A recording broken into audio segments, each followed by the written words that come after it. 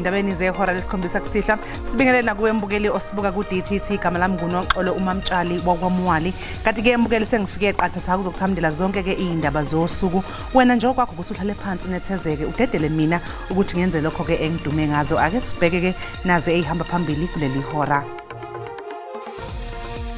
I did check. I couldn't find any number of the police, even 1011, from any of the phones in our position. Ufakazi wombuso wesine ecaleni ukubulawa kaSenzomeyiwa uKenneth Lambertus-Steyn udalule ukuthi kubonke abantu ababesendlini akekho noyedwa wathinta amaphoyisa noma abezimo eziphuthumayo ngemva kokudutshulwa kwakhe. A member of parliament who calls for the killing of an entire section of society is not normal. Iqembu iDemocratic Alliance lithi selinqume ukumangalela umholi weEFF uJulius Malema ngemva kokuthi esebenzise amazwi athi shoot to kill the boer ngempela sonto. Can do. No. Again, just unforced errors creeping in now. Just losing a little bit of a connection on attack. Njengamanje iProteas ibhekene neTrinidad and Tobago emidlalweni welakuleli wesine wendebe yomhlaba yebhola lomnqakiswano eqhubekayo eKapa.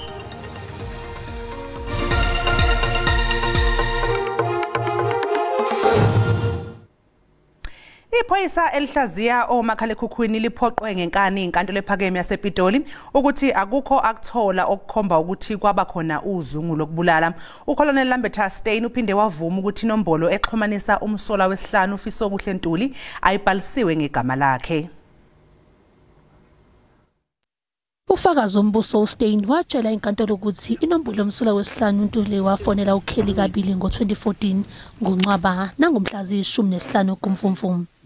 Kodwa manje uSteyn uthi abukho ubufakazi obuqinisekisa lokho bokuthi inombolo yayibhaliswe nguNtuli. From your investigation, can you tell this court with certainty if the number read into the record as the number belonging to Mr. Ntuli? The number wasn't recorded in his name. From your investigation, you couldn't find that? That's correct, my lord. Okay. It is your evidence that from your investigation, you couldn't determine if this number allegedly to set belonging to accused number 5. This number was used by suspect number 5. Okunye ke ukuthi abukho ubufakazi bokucija itulo. Is it also correct, Colonel Steyn, that Ms. Khumalo is not a suspect in this case? That's correct. Is there any unlawfulness in the communication between the number allegedly said to belong to Mr. Ntuli and the number allegedly to said to belong to Ms. Kelly Khumalo? If there was, I can't prove it. uSteyn uthe akekho wafonela amaphoyisa noma ababekhona endlini. Ngisho nowe intombi kaMeyiwa uKelly Khumalo. Do you have anything that on their cell numbers they called the police or emergency on the night of the incident? That's correct, my lord. I did check. I couldn't find any number of the police, even 10111, from any of the phones in our position, which was on my analyst database. Icala liyaqhubeka kusasa. Upholi obusha bophiko lomakade bona beANC sephosela inselele iqembu elibusayo ngokuthi licubungule kabusha uhlelo lwayo lwesivumelwano sokubambisana namanye amaqembu ezombusazwe ekulawulweni komasipala abathile eGauteng kanye naKwaZulu-Natal.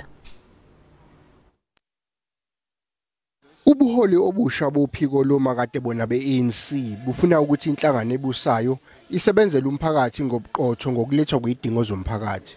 Kodwa lukhathazekile ngohlelo lombimbi lokubambisana namanye amaqembu ezombusazwe ekulawulweni komasipala lapho kungekho khona iqembu elinqobe ukhetho ngengcaca ngaphandle kokuthi lidinga ukusebenzisana namanye amaqembu. The conference reasserted the need for an outright victory for the ANC in the 2024 elections. We cannot invest our energy in coalition politics. We don't want to invest our energy in coalition politics. Iphini likaMengameli wophiko lwezingwevu ze-ANC uMavuso Msimango okhethwe engqungqutheleni ebihlele eBoksburg ngempela sonto ugcizelele ngolokuthi iANC kubalekile ukuthi ibhekisise ngokujulile ukubambisana nalamaqembu amancane ezombusazwe ekuphathweni komasipala. Strictly speaking, the party that wins the majority of votes should be the one that forms the government. If DAEFF were to gain 45% and we gained 23, we shouldn't contest their right as the biggest party to form the coalition. Uphiko lwezingwevu ze-ANC lufuna ukuthi uKhongolose anqobe ngamalengiso ukhetho lukazwelonke lwangonyaka ozayo okuzokwenza ukuthi engadinga kancane ukucela ukubambisana ngokuphatha namanye amaqembu. Iqembu iDemocratic Alliance lithi selinqume ukumangalela umholi we-EFF uJulius Malema kanye nohulumeni we-ANC malungana nesiqubulo esihighway nguMalema esithi shoot to kill the Boer ngenkathi i-EFF igubha iminyaka eyishumi enkundleni yezemidlalo iFNB ngempela sonto esibuya kuyo. To kill the Maza, kill the Boer, the farmer. Yiso lesiqubulo umholi we-EFF uJulius Malema azidalele ngaso amazinyo abushelelezi ngenkathi i-EFF igubha iminyaka eyishumi ngempela sonto. Lokhu sekholele ekutheni umholi we-DA uJohn Steenhuisen asole uMalema ngokugqugquzela inzondo kanye nodlame lokucwasa ngokobuhlanga. A member of parliament who calls for the killing of an entire section of society is not normal. And cowardly politicians who turn a blind eye to the incitement of civil war is not normal. I-DA ithi isinqume ukumangalela uMalema kanye nohulumeni we-ANC emkhandlweni wenhlangano yezizwe wamalungelo abantu. We are filing charges against both Julius Malema and the ANC government at the United Nations Human Rights Council. The first element of our United Nations case will focus on Malema's repeated incitement of ethnic violence. Yize kunjalo kepha i-EFF ithi akuthindiki kuyo ngesinyathelo se-DA kwazise leli iculo lomzabalazo.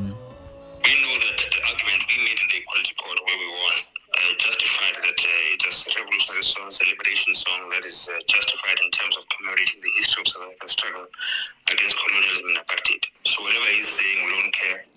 Konke lokhu kwenzeka nje amehla azobethe nje ekhethweni likazwelonke ngonyaka ozayo nokuzobe kuwukhetho olushube kakhulu. Owayengumengameli we-ANC waphinde wengamelane lakuleli uThabo Mbeki usenxuse ukuthi kuthathwe inyathelo mayelana nezinga lobuholi kwezombusazwe kulelizwe. What is to be done in order to rescue the country? Lona ngumbuzo kalowo wayengumongameli wezwe awubhekisise kubantu bakuleli mayelana nezombusazwe kanye nesimo senhlalo kuleli. Umbeki ukhathazeke ngokungabi bikho kwinqubekela phambili kwezombusazwe kanye nomnotho wezwe kanti usenxuse i-ANC ukuthi iqhamuke nendlela yokuxazulula lezi zingqinamba. In reality, we are faced with a new situation. We've got a new struggle to wage. There are many things that are wrong. In the politics of the country, in the economy of the country, in security matters, many things that are wrong. There are many things that need to be corrected. Umbeki usenxuse ubuholi bukazwelonke be-ANC ukuthi busukume bunikeze inkombandlela ezweni nakuhulumeni. We can't continue with a situation where if you look at anything and everything in our country, everything is on the decline. Umbeki uthi leli qembu lisenabo ubuholi kwezombusazwe obusezingeni eliphezulu.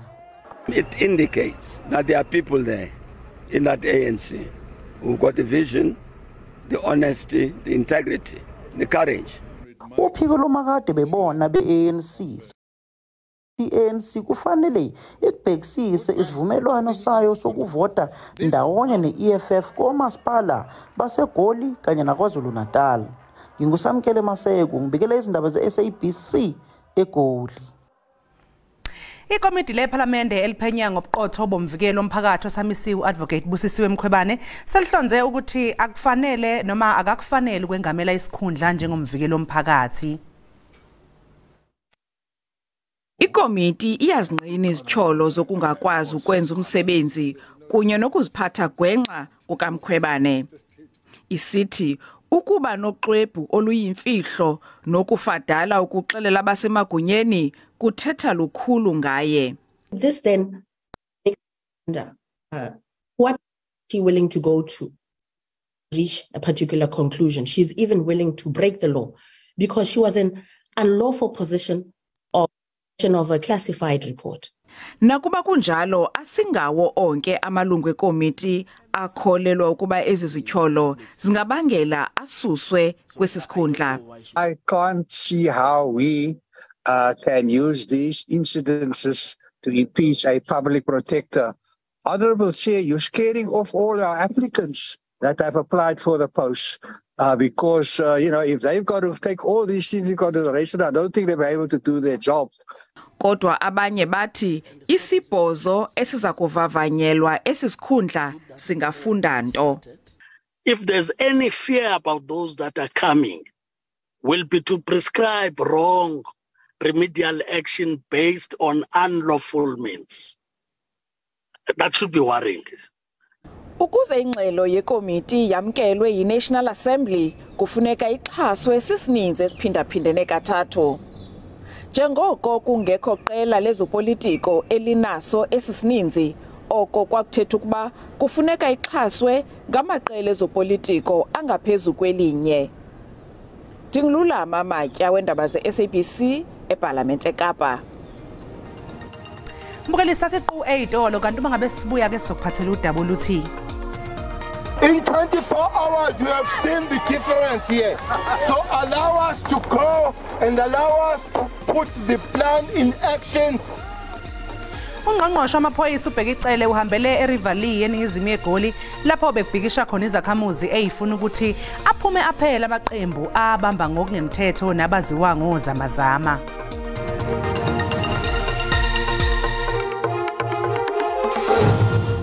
Sikubingelela siphinde sikwamukele uma ngabe usanda kungena odabeni oluphambili besibike ukuthi ufakazi wombuso wesine ecaleni lokubulawa kaSenzo Meyiwa uKenneth Lambert Stein udalule ukuthi kubo bonke abantu ababesendlini akekho noyedwa wathinta amaphoyisa noma abezime iphuthumayo ngemva kokudutshulwa kwakhe. Mbukeli asikhumbuze phela ukuthi lezi indaba zikhona ku YouTube ungena nje kuye uyicinge ngamagama athi SABC Izindaba na kanjani uzosithola. Izakhamuzi zaseRivali eningizimu yeGoli zinikele emgwaqeni ukuyobhikisha mayelana nezigameko zodlame eziqhubekayo kule ndawo ngenxa yamaqembu abamba ngokungemthetho ezimayini. Imigwaqo ibivinjwe ngamathaya avuthayo namatshe.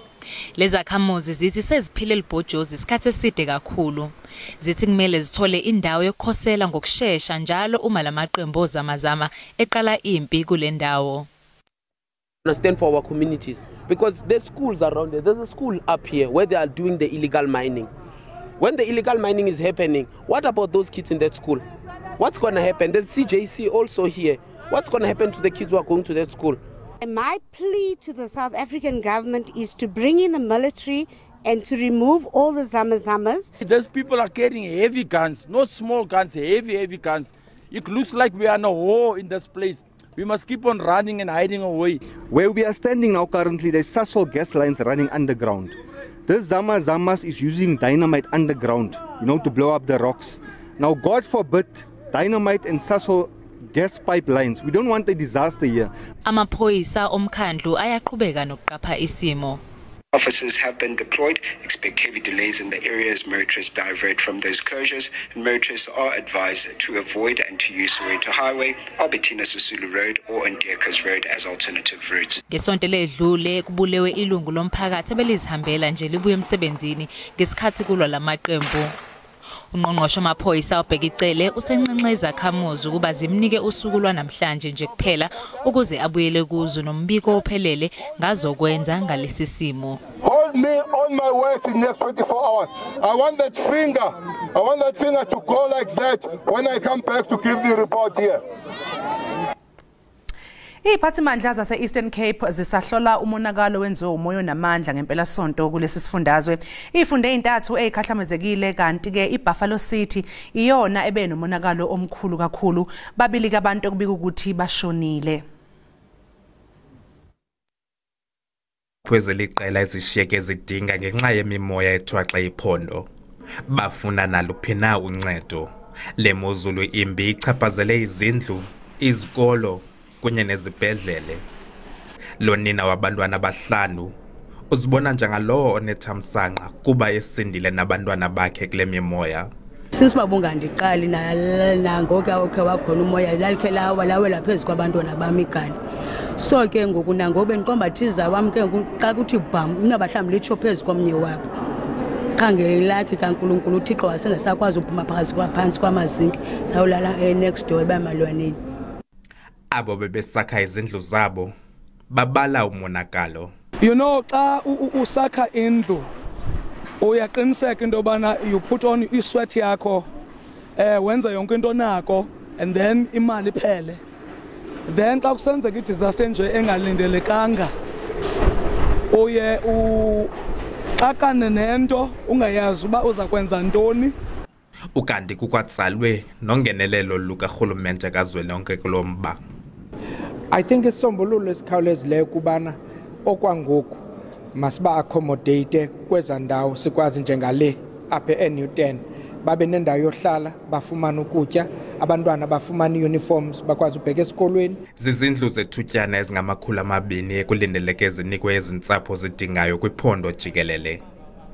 Abongile Yankees kwiindaba ze-SABC eMdantsane. Ubhekene nengwadla umlisa oneminyaka engama-27 waseMuhlalitse eLimpopo njengoba umnyango wezasekhaya ungakakhiphi umazisi wakhe.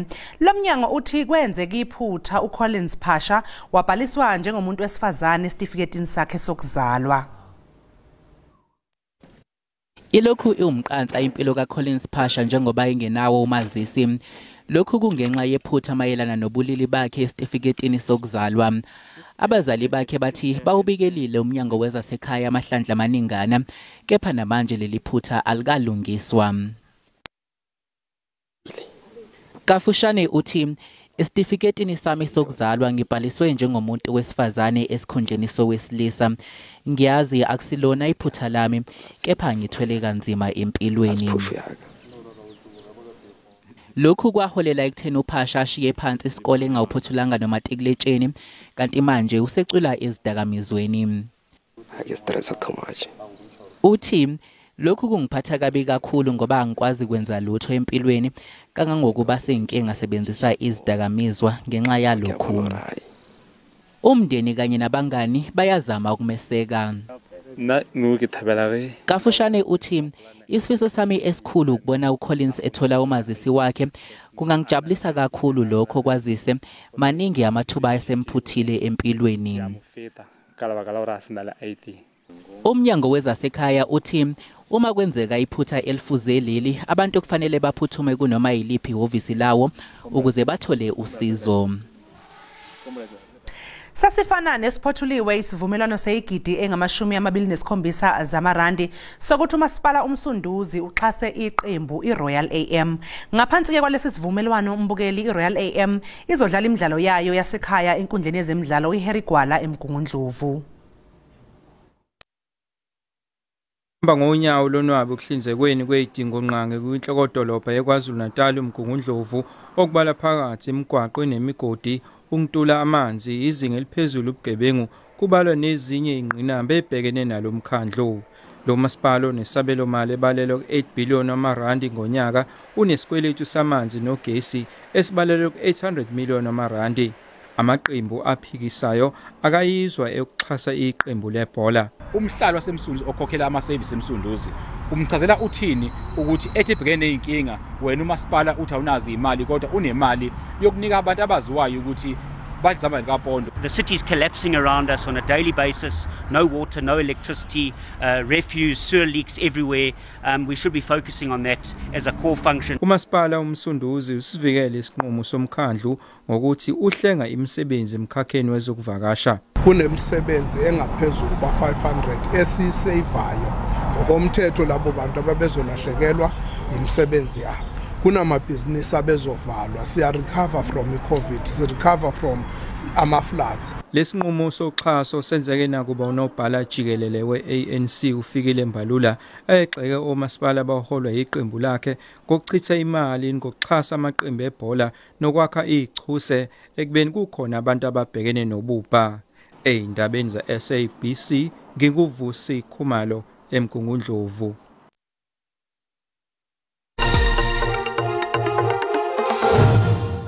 Njengamanje iProteas ibhekene neTrinidad and Tobago emdlalweni welakuleli wesine wendebe yomhlaba yebhola lomnqakiswano eqhubekayo eKapa. With the loss of Lenice Potgieter,